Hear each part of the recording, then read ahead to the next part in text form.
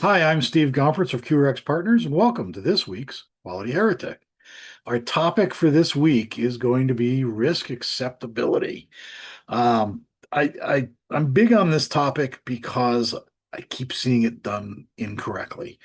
If you're particularly if you're in the med device industry, with the advent of ISO 14971, which has been around for quite a while now, but it's really, risk management as it applies to the device and risk-based thinking as it applies to QMS are certainly, top of mind for the regulators and, your inspection, your notified bodies and so forth, right? Everything's about risk.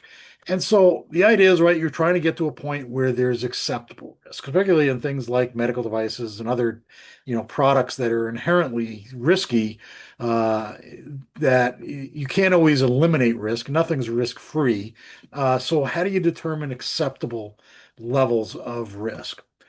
Well, I'm going to guess everybody watching this has one of these somewhere in your risk management procedure, your risk management plans, your FMEA templates. And that's going to be another video, by the way, about FMEAs and their role relative to 14971.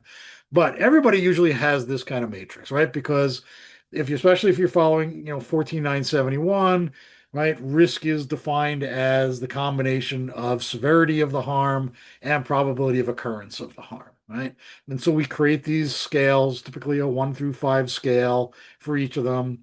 As you can see labeled up there, critical severity will be a 5, minimal will be a 1. You get these two numbers, you multiply them together and get what's referred to as a risk priority number, or RPN, or you just create a table like this, right, to show where the intersections are. So that if you have something that's critical and frequent, it falls into that red zone. And often the labels I've got up there are pretty close to what people have in there, particularly the reds and the greens, where red is automatically unacceptable and green is automatically acceptable. And in the middle is sort of, all right, we have to figure this out because that's undesirable and we have to get it right, hopefully to be green kind of thing. The problem is there is absolutely zero relationship between severity and probability and whether a risk is acceptable or unacceptable. They have no correlation whatsoever. You cannot calculate an RPN and from that or from a table like this decide whether a risk is acceptable or not. Severity and probability put together, and if you calculate an RPN or you create a risk level naming convention, is simply to help you, as the P in RPN stands for, prioritize the risks. You know which ones should be worked on first. You get this long list of risks, and now where do I spend my non-infinite resources? Well, you start with the ones that have the highest, right, risk level or highest RPN. That's all that's for. That's all this table is for, is prioritizing your work. They do not tell you anything about acceptability. So let's take a very common, example of, why risk acceptability is very situational. It's based on the benefits, but the benefits are not hard coded either. So this just recently, we've had a lot of snow in the United States in places that are not necessarily used to snow. If you live in Minnesota like I do, this looks like nothing. But the question I would ask is, if these are the conditions, do you take your car out? Right? That much snow on the ground is risky. It's a hazardous situation, to use the vernacular out of the standard. Okay, so then the next question is, do you take like I said, do you take the car out? Do you perceive the benefits to outweigh the risks? Now, the standard answer might be, well, given a choice, no. Okay.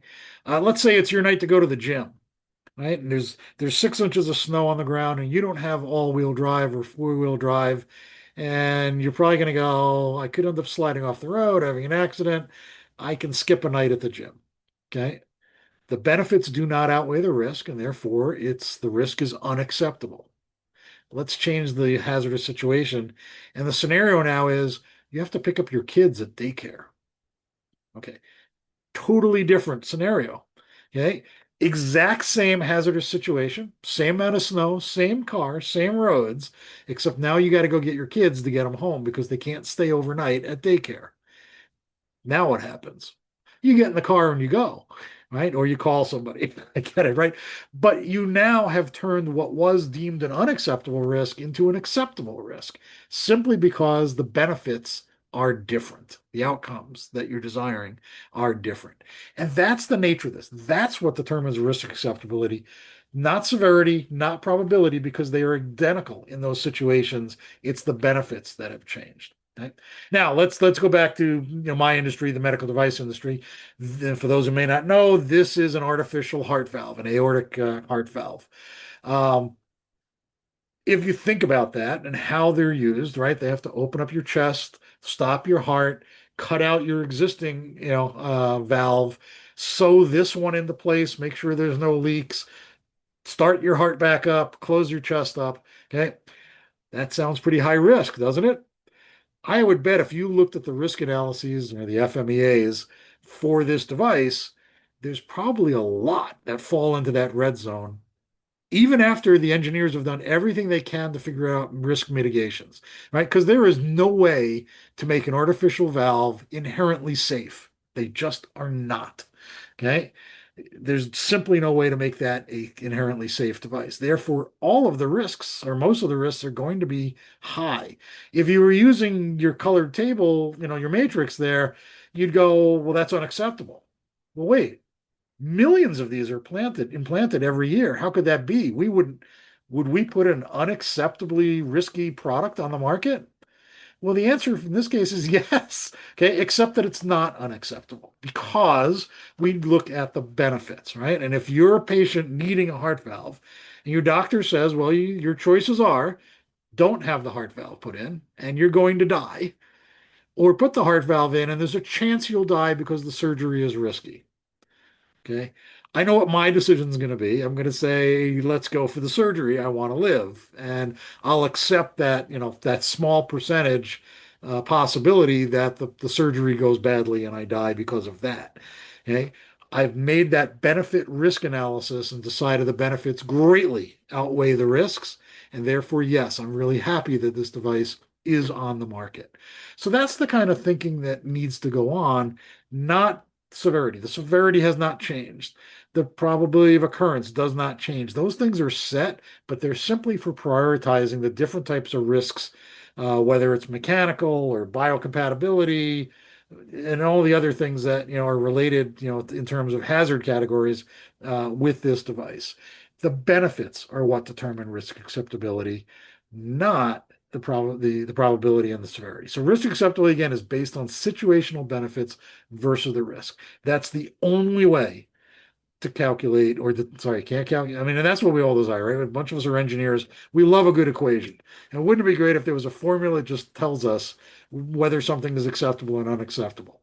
And it seemed like the RPN would do that. It does not. So stop doing that. And if your process relies on that, you need to fix that because now that FDA is more focused on things like risk management and risk-based approach with the new QMSR, they're going to be asking a lot more questions about how did you do this? So, as always, let's hear your comments, on this and get a good discussion going. Otherwise, we'll see you next week.